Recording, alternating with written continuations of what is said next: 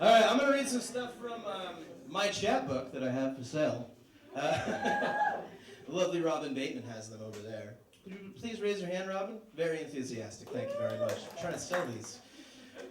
All right. It's called There's Something Strange About This Place. They're $5. It's our gas money. And if you like the poems, please buy them. That would be awesome, because art is supposed to be bought, not shared. Mooches. This is called Mirror. It's brand new. I have not read it anywhere. And it started out a poem about me being in love with a lesbian. As you do, you know. But it turned into something else. It basically turned into like a reflection on like what I'm kind of like, and which is just fucking awkward, and I don't think before I speak. Like I just told you I was in love with a lesbian. I don't know you people. But I like you. You're sexy. It's called Mirror. She will leave you counting tweeting birds and stars, as if an anvil had hit you, like a piano, or a safe, or a speeding car. At any rate, your accordion neck still plays a smile on your face. For example, you will lay there like a masochistic jigsaw puzzle in a room with a madhouse cat that fucking hates jigsaw puzzles. You're about to be fucked up, son, and you were into it. But when you put yourself back together, the picture this puzzle makes is a mirror that you speak into for advice from yourself. You say, me, hey, look, her eyebrows are like storm clouds, dark and high above a beautiful rain. There's a whisper in her hips, like the words you let escape from a lie, even after you ran out of breath. Baby, yes, I just called myself baby. I don't know why. Maybe it's because you haven't been laid in a really long time. We know this, thank you.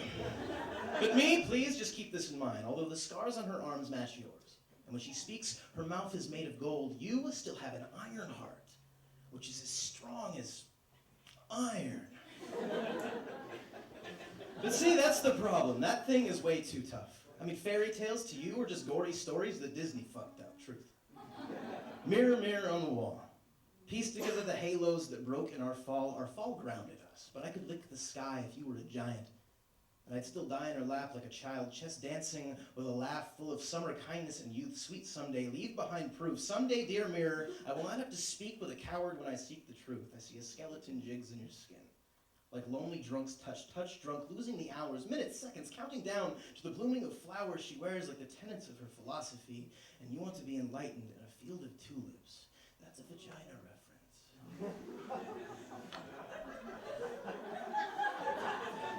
It's a love poem, people. To bask in those burnished shadows, to remember what it meant to leave lamenting for redemption, to glow through the darkness. Trembling cloud that you are, do not wander lonely. She will leave you weightless, teeth chattering into smiles spread out to the precipice. The ballerina slam dance of her lips will leave you punk rock treble beating through the corridors of your forearms. You will be a daredevil.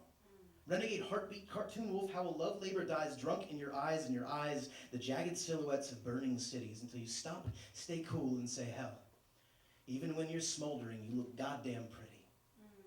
You say this because, though impressive, an enormous erection is not exactly considered a polite compliment. She is amazing and might laugh at that joke. And you are normal and really not that funny, which makes talking to her intimidating. Shit. It seems we're not daredevils after all. I guess we've taken too many shots of disaster, blasting beaten and another lost bastard's laughter, which sounds a lot like this. It seems we've broken enough. We've broken too much, too fast, too often. You know, maybe mirrors are unlucky, unbroken. Like jigsaw puzzles are always way more fun undone, like untested sentiments, unspoken. Like this one.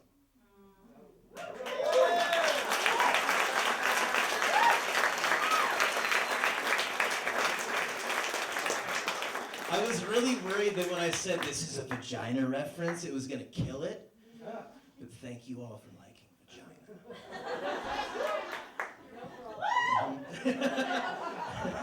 No, thank you. This is a love poem, a serious one, not one that's riddled with dick jokes and vagina references. I have a serious potty mouth. This is literature. It's called When the Time Comes, and it's less about love and more about forgiving someone because of love. Just discrediting myself left and right. You always used to say, we get along famously, and that was code. For at this moment, I wouldn't rather be with anybody else. And I always used to say, I never get jealous. And that was code, for I get jealous. A lot. But I like seeing you smile so much, I'll do my best not to show it. And so it went with our coded language, this back and forth tic-tac. You know, I knew every time you lied. Because you would bat your eyes in little bursts. I used to think they were blinking out Morse code from sorry.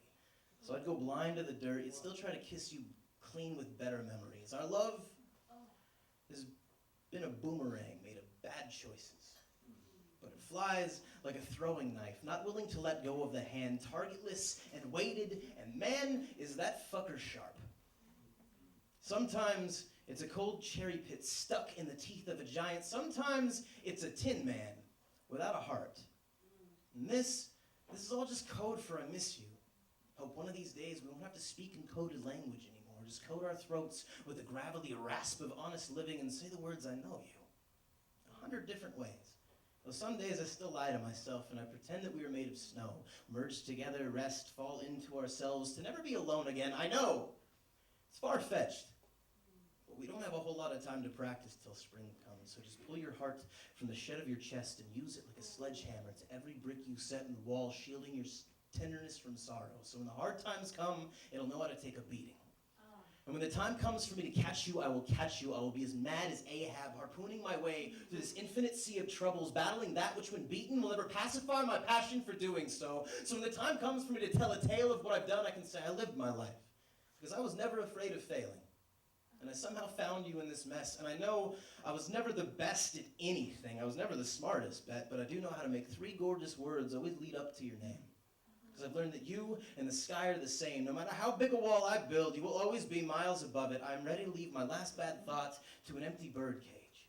To bend in the wind wailing, holy as a lonely sparrow, burning his wings to be a phoenix, so we can tangle our talons into a Celtic knot. And fall far to be caught by this knitted tide of stars, sneaking beneath what we know, to be washed over into and upon this rock-torn shore which I've been sailing, long looking up.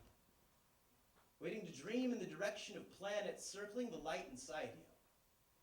And drowned wrapped in the overcast shadows of our sleep. So when I wake, bend back your clouds and come to me like morning. Just kiss me, like I was an ocean and you were the sun, and time was cocking back the hammer of its gun, ready to shoot its bluesy horns between us to the slow broke rhythm of the paths we are on. We really do get along famously, you know. And that's code, remember? I think it's about time. I think.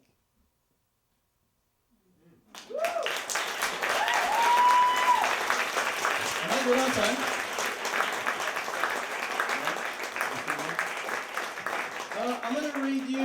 I'm gonna read 3 more, if that's okay. Like a couple. Is that fine? Are you scowling at me? Is that okay? I can cut it down to 2 if you'd like. Would you like to hear 2 or 3 more? 3. All right, 3. Audience wins. Democracy wins. Yay for democracy. Bully pulpit up here. Brought my book. This is called "I'm an Awkward Lover," and it's. How do you know my moves?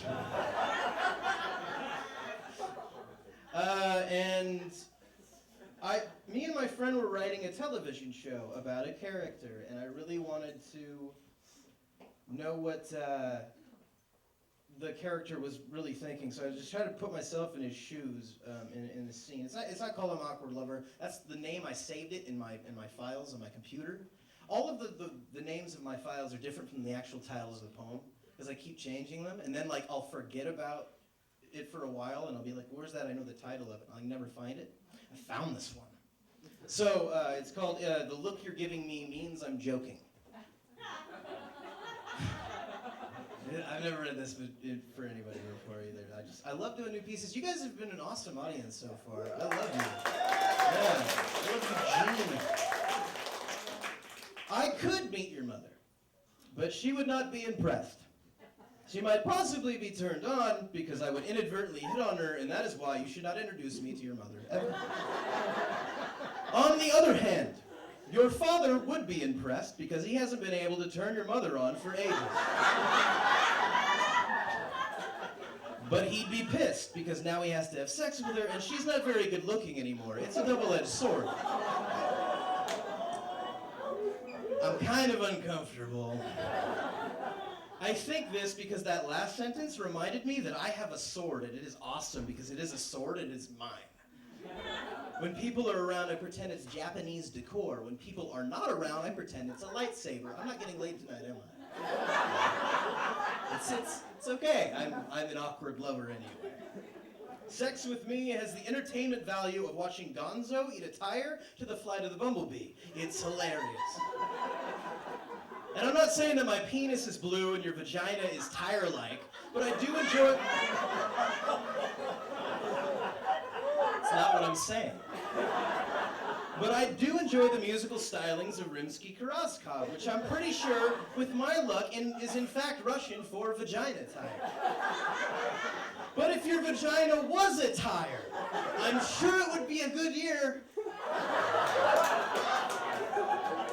Good. Oh, no. I didn't mean like it gets good mileage and it takes corners even. I'm just gonna shut up. But before I do, please, don't remember anything I said on this date at all after it's over. It's just been so long since someone of your gender, has, agreed to speak to me, you know, because of the face tattoo. It's a transfer. I mean, it's not permanent because, you know, I don't like needles, especially near my face. But it hurts to scrub off, so I just keep slapping a new transfer on to keep it fresh, you know. Are you enjoying your Happy Meal? It wasn't what you were expecting. Well, we could always trade the toy back for a different... Oh, you mean the restaurant? You have a really nice laugh. Where do I live? With my mom, duh. We've got a computer, it's no big deal. Work? Paper route. I got a sweet bike, it's a Huffy. Got it for my birthday, but I'm getting my permit soon, so you know, I'll be driving my mom's Geo. With my mom. It's got a tape deck. Again, no big deal, you know. Yeah, I am just kidding about all of this stuff. Of course, for future reference, when you look at me that way, it means I'm kidding. Ha! You look really pretty tonight. I mean, your hair, it looks like raven silk draped down one of those spiral staircases you see in rich people's houses on TV. And your eyes are kind of fucking scary. But in a good way, you know, like an ocean. A gorgeous, terrifying ocean.